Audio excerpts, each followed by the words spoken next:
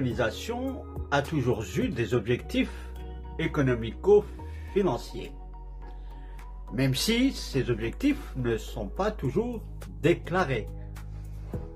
L'invasion d'un pays, de tout un continent, ou même de plusieurs, se faisait toujours sous un prétexte ou un autre.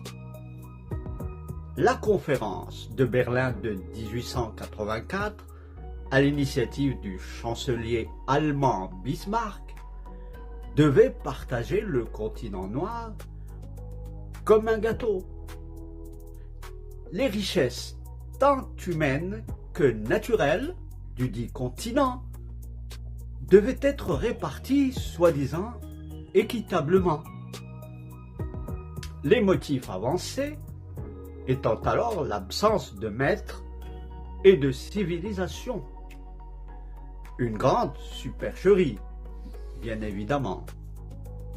Car, à titre d'exemple, l'Empire chérifien, où l'on avait en plus invoqué la fameuse pacification, avait assis sa souveraineté et établi une riche civilisation depuis déjà plusieurs siècles.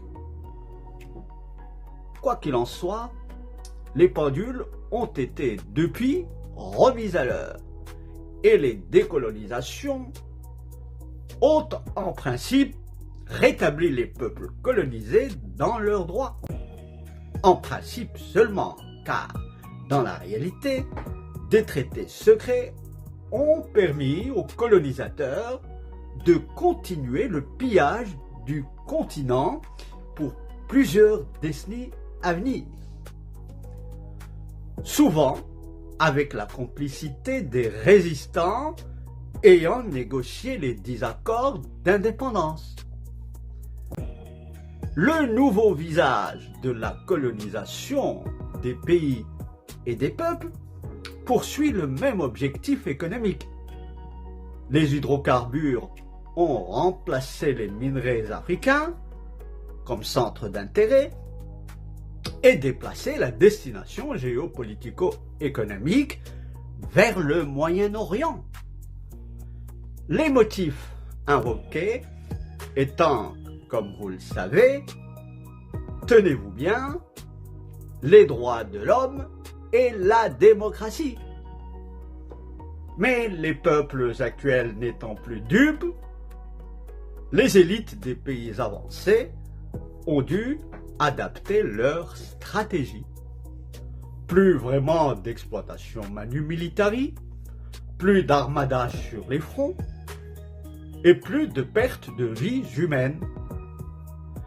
Les mastodontes technologiques se substituent aux États et les esprits humains se rendent sans hostilité. De X à Facebook et à TikTok en passant par Instagram et autres Google et YouTube, l'utilisateur ne se fait plus prier et tend volontairement les données personnelles, souvent même les plus sensibles. Avec la nouvelle colonisation numérique, cette fois, celle des esprits, notre intimité est ainsi chaque jour violée, et avec notre consentement. Tout ça pour quelques followers et une poignée de dollars. À la prochaine.